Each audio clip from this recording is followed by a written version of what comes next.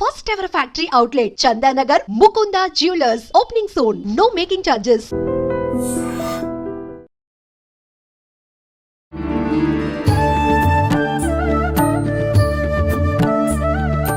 నమస్కారం, welcome to I dream. ధర్మ మార్గం విత్ విజిత కార్యక్రమానికి స్వాగతం. ప్రస్తుతం మనతో పాటు ఉన్నారు ప్రముఖ ఆధ్యాత్మికవేత్త, జ్యోతిష్య పండితులు సుభాష్ శర్మ గారు. ఇప్పుడు గురుగారితో మాట్లాడి మరిన్ని విషయాలు తెలుసుకుందాం. నమస్కారం గురుగారు. శ్రీమాత్రే. గురుగారు, చాలా మంది వాళ్ళు అనుకున్నది దేవుడు నెరవేర్చలేదని చెప్పి, మా కోరికలు అసలు ఎప్పటికీ నెరవేరట్లేదు, పక్క వాళ్ళు చూస్తే బాగున్నారు, మాకెప్పుడు ఇదే ఇబ్బందులు, నేను ఎన్ని పూజలు చేసినా ఏం చేసినా ఆ దేవుడు మమ్మల్ని కనికరించట్లేదు అని చెప్పి దేవుణ్ణి తిడుతూ ఉంటారు, దూషిస్తూ ఉంటారు మాటల ద్వారా. అసలు దేవుడు లేడు అని చెప్పి రకరకాలుగా ఏదో ఒక పర్సన్ని తిట్టినట్టుగానే దేవుణ్ణి కూడా తిడుతూ ఉంటారు. ఇలా చేయటం వల్ల దేవతా శాపం ఏమైనా తగులుతుందా అనేది నా క్వశ్చన్. చాలా మంచి ప్రశ్నమ్మ. తప్పకుండా తగులుతుంది. దైవ దూషణ అనేటటువంటిది బ్రహ్మహత్య మహాపాతకాలలో ఒకటైనటువంటి దైవ దూషణ. దైవం ఏమీ అనట్లేదు కదా అని చెప్పేసి నోస్టికి ఇష్టం వచ్చినట్టుగా ఎవరైతే మాట్లాడతారో, ఎవరైతే నింద వేస్తారో, ఎవరైతే జీవితంలో భగవంతుడు మాకు ఇలాంటి కర్మనిచ్చాడు అని చెప్పేసి ఎవరైతే ఇలాంటి పదజాలాన్ని వాడతారో తప్పకుండా దైవ శాపము అని అంటాం దాన్ని. దైవాన్ని ఎవరైతే నిందిస్తారో తప్పకుండా 100% దైవశాపం తప్పకుండా కలుగుతుంది. ఎందుకు అని అంటే, ఎప్పుడైనా మీరు గమనించండి, 199 తప్పులు మానవుడే చేస్తాడు. కానీ ఎవరిని ఏమని అనాలో తెలియక ఇవన్నీ కూడా భగవంతుని మీద నిందలు వేసేస్తూ ఉంటాడు. బికాజ్ భగవంతుడు ఏమీ అనలేడు, భగవంతుడు నేరుగా రాలేడు, భగవంతునికి ఏమన్నా కూడా ఏమీ జరగదు అనేటటువంటి ఒక అంధవిశ్వాసంలో బ్రతికే ప్రతి ఒక్కరికి కూడా తప్పకుండా దైవ దోషం అనేటటువంటిది తగులుతుంది. అది బ్రహ్మహత్య మహాపాతకాలలో ఒకటైనటువంటిది దైవ దూషణ. అంటే దైవాన్ని నిందించడము, దైవాన్ని ఇష్టం వచ్చినట్టుగా మాట్లాడడము, అసలు దేవుడు అనేటటువంటి వాడు లేడు అని ఎవరైతే అంటారో వాళ్ళందరికీ తప్పకుండా దైవ దోషము తప్పకుండా అంటి తీరుతుంది. ఎందుకు అంటుతుంది? మరి దేవుడు ఉన్నాడు, దేవుడు లేడు అని మాట్లాడేటటువంటికి ఇలాంటిది ఏమీ జరగదు కదా అని చెప్పి చాలామంది విర్రవీగుతూ ఉంటారు. ఎప్పుడైనా మనం ఒక తప్పు చేశామంటే వెంటనే ఫలితం రాదు. భగవంతుడు అనేటటువంటి వాడు క్షమాగుణం కలిగినటువంటి వాడు. చూస్తాడు. ఎప్పుడైతే ఇప్పుడు శిశుపాలుడి యొక్క తప్పులు 100 తప్పుల వరకు శ్రీకృష్ణుడు ఎలాగైతే క్షమించడం మొదలుపెట్టాడో 100 తప్పులు అయ్యేసరికి శిరస్సును ఛేదించాడు. అలాగే భగవంతుడు కూడా ఇప్పుడు ఒక తల్లి ఉందండి, ఒక బిడ్డ తప్పు చేసింది కదా అని చెప్పేసి బిడ్డనే దూరం చేసుకోదు కదా.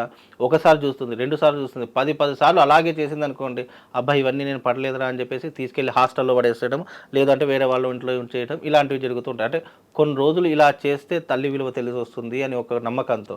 అలాగే భగవంతుడు కూడా ఇలా దైవ దూషణ చేసే ప్రతి ఒక్కరికి కూడా కష్టము అనేటటువంటి ఒక ఊబిలో పడవేస్తాడు. అందుకే కష్టము అనే ఊబిలో పడవేసిన తర్వాత ఎప్పుడైనా మీరు గమనించండి, మనిషికి ఏదైనా కష్టం వస్తేనే భగవంతుడిని చూస్తాడు తప్ప, మనిషికి అన్ని సుఖాలు ఉన్నాయి, అన్ని భోగాలు ఉన్నాయి అనుకోండి, కనీసం దేవుడి గడప కూడా తొక్కడు ఎవరు కూడా. బికాజ్ ఏంటి అంటే మనిషి ఆశావాది.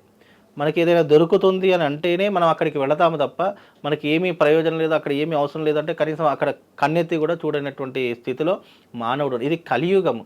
కలియుగంలో ఏదైనా ప్రాక్టికల్గా చూడాలి తప్ప మనము అన్ని రకాలుగా దేవుడు ఉన్నాడు, దేవుడు ఇచ్చేస్తాడు, అది చేస్తాడంటే 199% మనిషి కర్మను ఆచరించడం వరకు మాత్రమే మనిషి యొక్క తత్వం. ఫలితం అనేది భగవంతుడు ఎప్పుడు ఇవ్వాలో అదే తత్వంలో ఇస్తాడు. అప్పుడే దైవ దూషణ చేయడం ద్వారా మనిషి జీవితంలో అనేక పాపకర్మలను మూటగట్టుకున్నవాడు అవుతాడు. ఇప్పుడు కర్మ ఎవరినైనా వెంటాడుతుంది అని అంటారు. ఆ కర్మలు ఎలా ఉంటాయి? మనిషి చేసే దైవ దూషణ, మనిషి చేసే తప్పులు, మనిషి ఇతరులకు హాని చేసేటటువంటి విధానాలు, ఇవన్నీ కూడా దైవ దూషణలో భాగంగా వస్తూ ఉంటాయి. అందులో మొట్టమొదటిది ఏంటంటే గోవుని చంపడం బ్రహ్మహత్య మహాపాతకాలలో ఒకటి. బ్రాహ్మణుని నిందించడము, బ్రాహ్మణుని ఎలా పడితే అలా తిట్టడము, ఇది బ్రహ్మహత్య మహాపాతకాలలో రెండవటటువంటిది. మూడవది ఏంటి అంటే దైవ దూషణ చేయడం. అసలు దేవుడు అనేవాడు లేడు, దేవుడు నా జాతకాన్ని ఇలా రాశాడు, దేవుడు నా కర్మను ఇలా ఇచ్చాడు అని ఎవరైతే ఈ రకమైనటువంటి విమర్శలు చేస్తారో తప్పకుండా మీరన్నట్టుగా వాళ్ళకు దైవ శాపము వెంటాడుతూనే ఉంటుంది. ఇప్పుడు చాలామంది జాతకాల్లో పితృశాపము నమ్ముతూ ఉంటారు, మాతృశాపం నమ్ముతూ ఉంటారు, అలాగే పూర్వజన్మలో చేసిన సర్పశాపము నమ్ముతుంటాము.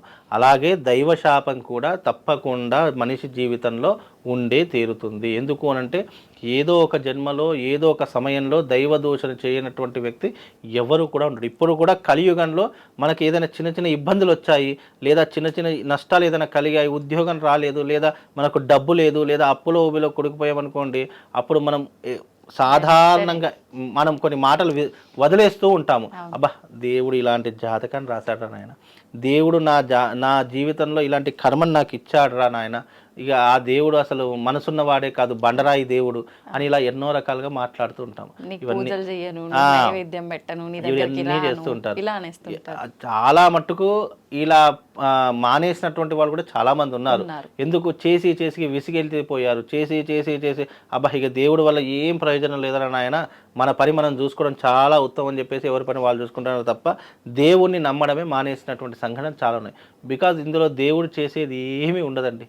నీకు ఒక జన్మనిచ్చాడు, నీకు శక్తినిచ్చాడు, నీకు ఆలోచననిచ్చాడు, నీకు సంపాదించేటటువంటి మార్గాన్ని ఇచ్చాడు, నీకు చదువుకునేటటువంటి తెలివితేటలు ఇచ్చాడు, మంచి చెడు ఏది అని తెలుసుకునేటటువంటి విచక్షణా జ్ఞానం ఇచ్చాడు.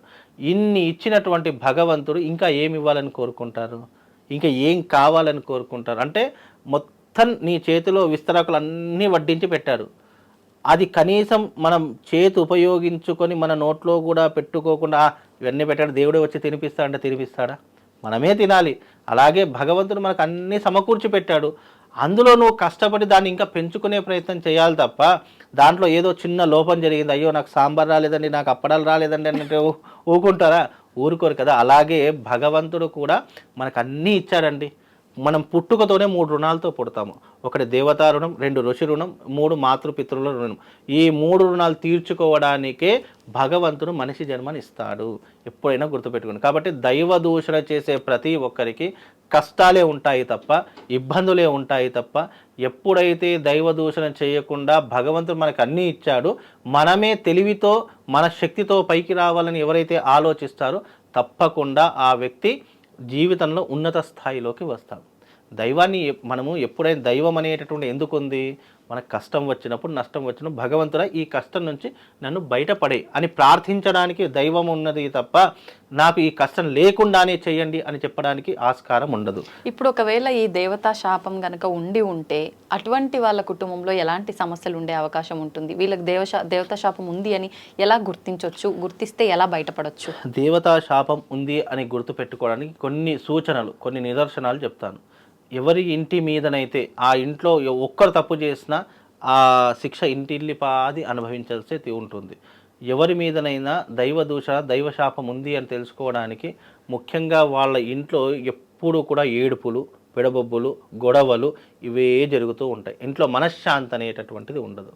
రెండవది ధనం అనేటటువంటిది నిలవ ఉండదు. లక్ష్మీదేవి వాళ్ళ ఇంట్లో ఎప్పటికీ కూడా కొలువు ఉండదు. ఎక్కడైతే దైవదోషం జరుగుతుందో లక్ష్మీదేవి అక్కడ ఉండదట.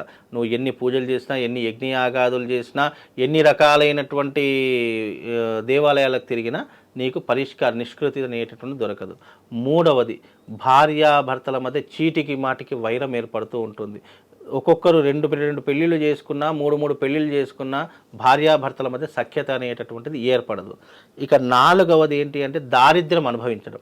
జీవితంలో డబ్బు సంపాదిస్తారు, అన్నీ చేస్తారు, అన్నీ ఉంటాయి, కానీ అనుభవించేటటువంటి యోగం కొంతమందికి ఉండదు. ఇప్పుడు కొంతమందికి చూస్తే ఈ పొలమంతా నాదేరా నాయన, ఈ హాస్పిటల్ అంతా నాదే, ఈ ఇల్లు ఇంత పెద్ద ఇల్లు ఉంది, కానీ అనుభవించేటటువంటి యోగం ఉండకపోవడం దారిద్ర్యము. ఎంది దైవశాపం వల్ల. అంటే కంటికి కనిపిస్తాయి కానీ అనుభవించేటటువంటి యోగం ఉండకపోవడం. ఇక ఎప్పుడూ కూడా ఆరోగ్యం సహకరించకపోవడం. ఏదో ఒక రోగ బాధతో, ఏదో ఒక స్కిన్ ఎలర్జీతో, ఏదో ఒక ఇబ్బంది విషజ్వరంతో, ఏదో ఒక దానితో నువ్వు నిరంతరము సతమతమైపోవడం. అంటే నీ జీవితంలో శాశ్వతమైనటువంటి రోగ సంబంధితమైనటువంటి అంశాలు నీ శరీరంలో ఉండడం. ఇవన్నీ కూడా దైవ దూషణలో భాగంగా ఉంటాయి. అలాగే మనకు ఎన్ని ఆస్తిపాస్తులు ఉన్నా కడుపు నిండా భోజనం కూడా చేయలేనటువంటి స్థితిలో ఉండడము. ఇప్పుడు మా ఇంట్లో పంచభక్ష ప్రమాణాలు వండి పెట్టుకునేంత స్తోమత మనకుంది.